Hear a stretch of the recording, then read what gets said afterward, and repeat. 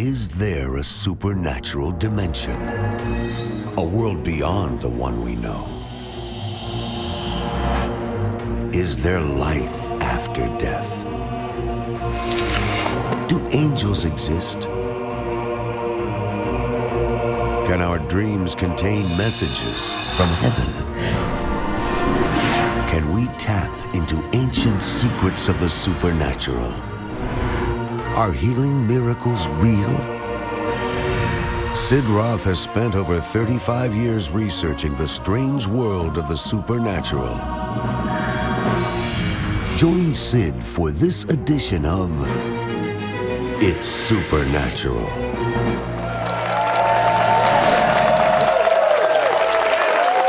Hello, Sid Roth here. Welcome to my world, where it's naturally supernatural. I just love the rarefied air of heaven. I mean, I'm addicted to the rarefied air of heaven. I want more and more, and I want you to have more and more.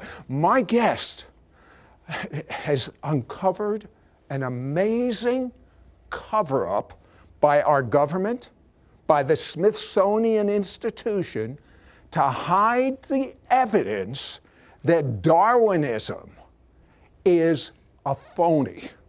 And he's going to expose it to you because it's about time this evidence is presented to our society.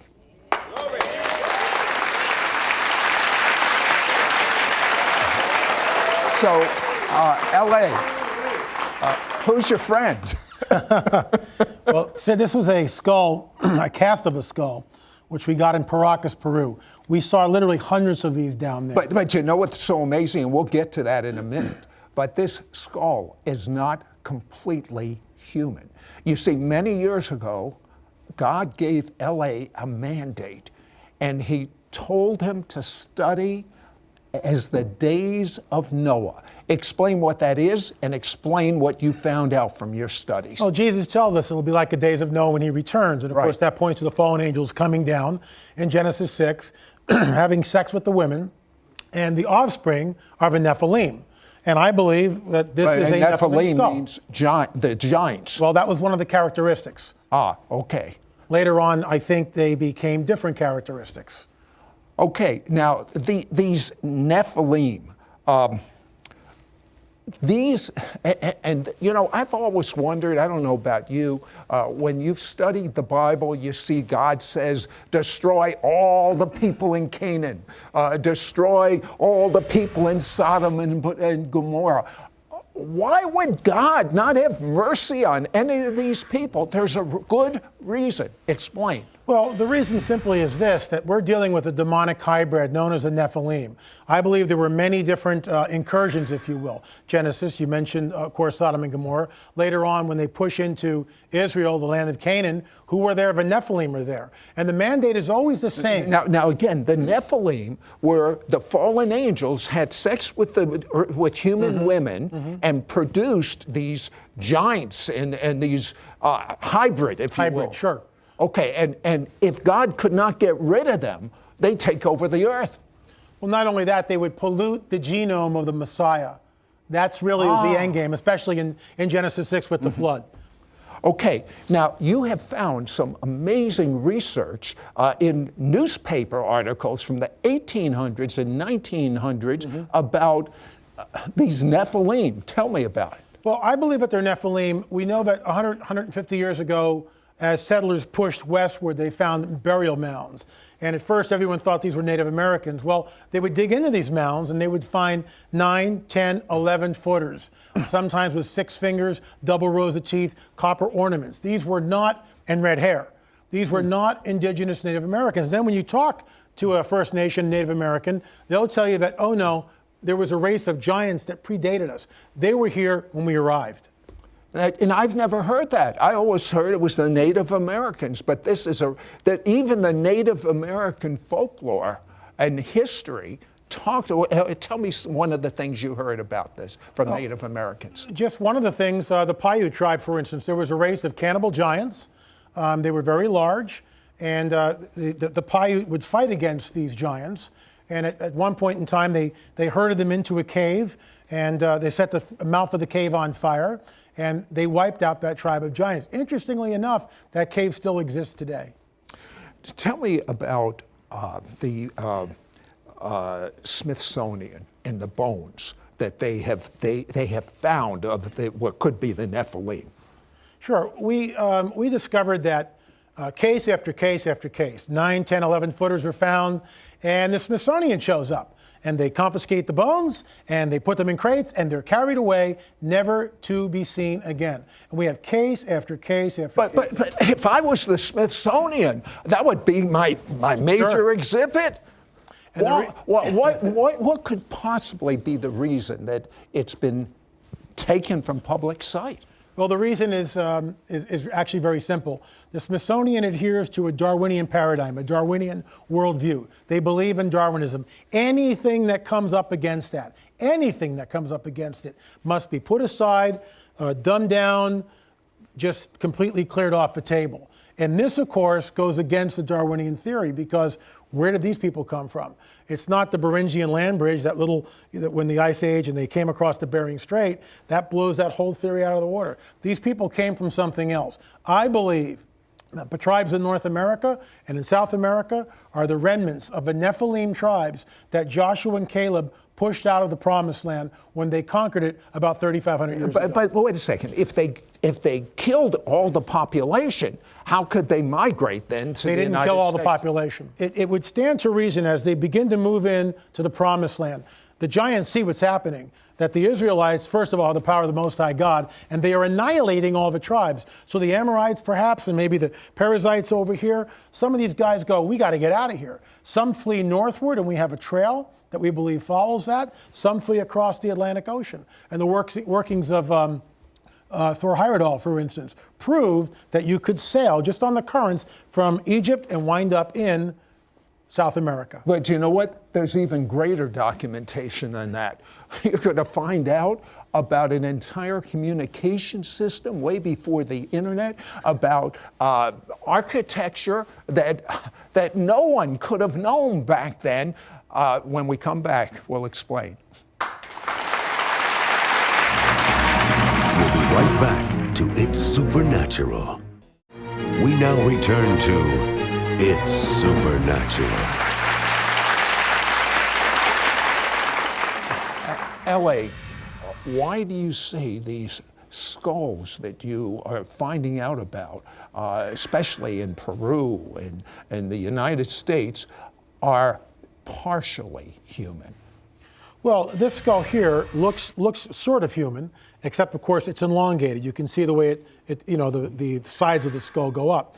A normal human skull consists of 4 plates. A frontal plate, and by the way, these are sutures here. A frontal plate, then you would see another suture that would go and split the parietal, which is the center plate, in 2 pieces. Mm-hmm. Well, and then of course the occipital, the rear plate. What you see here is a frontal plate, which has been greatly enlarged, and it's got this very strange ridge bone on top of it. And then, where there should be 2 parietal plates, there is only 1 parietal plate. We saw many, many, many skulls down there with these characteristics. We also believe that this is a female skull. The male skulls are about like this, much, much larger, much more robust. Now, you did an amazing scientific study of different colors of hair. Mm-hmm. Tell me about that. Well, the hair on many of these skulls are red. They're sort of a reddish auburn in color. That shouldn't be there. Why? According to the Darwinian theory, all these people should have black hair because they came across the Bering Strait 10, 12, 20,000 years ago, whatever. And so these had red hair. But we wanted to see if the hair was dyed. So we took some hair samples, and there's a machine called Raman spectroscopy. What this does is it shows the molecular structure of each of these hairs. So we took a control sample of normal human hair. We took the red hair from the mummy, and then we took a dyed human hair, mm-hmm. and then we took a hair from a man who had claimed to have been abducted by aliens and forced to have sex with a hybrid. So we have 4 hairs. The control sample went like this on a graph, okay? The human hair just went like this. The dyed sample went like this, right through the roof. But here's where it really gets interesting. And in my opinion, it links what happened in antiquity with what's going on today. The days of Noah, the presence of the fallen angels.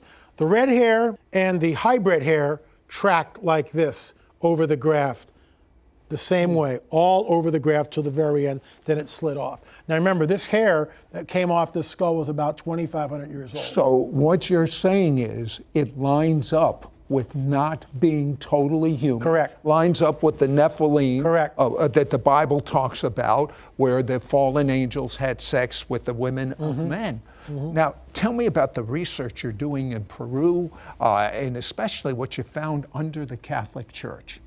Well, there's these, in this one particular place called Waitara, which is about 9,000 feet above sea level, literally in the middle of nowhere. There are these ancient megalithic ruins. And on top of these ruins is built a Catholic church. Help me out. What's a megalithic ruin? Megalithic ruin is ancient stonework, very large blocks of stone.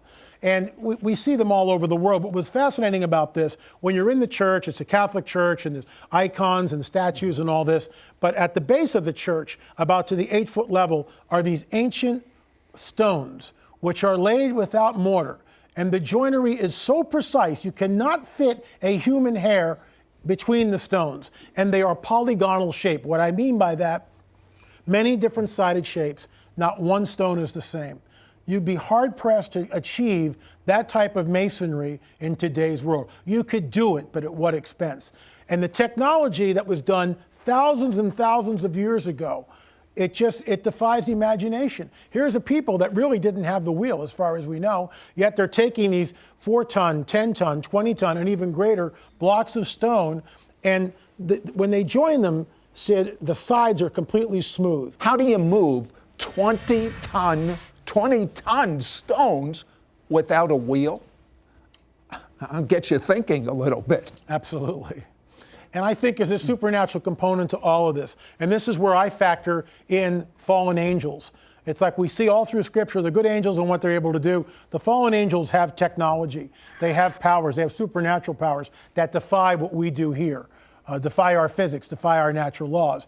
And I think the stones there were shaped, in my opinion, they are fallen angel, or what we call Nephilim architecture. Now, you see a tie-in with these Nephilim in the last days and the mark of the beast. I want you to hear about this. We'll be right back. We'll be right back to It's Supernatural.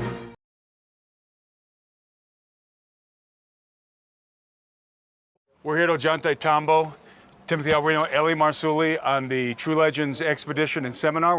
We're at the upper part of Ollantaytambo, and what we have here in these upper walls is some of the finest Cyclopean megalithic architecture on Earth. And to demonstrate that to you, some of the stones up here, some of these massive stones, are actually curved into the corners. They didn't just fit two stones together like we would do, or two blocks together. They actually took the stones and with absolute mind-blowing precision curved them with the same stone, curved it into the corner. You don't see this anywhere else in the world. These are, in my opinion, the most impressive Cyclopean walls in the world. And I certainly concur. What we see here is the architecture, the symmetry, the finesse, I'm standing here absolutely in awe of it, and I've been here before.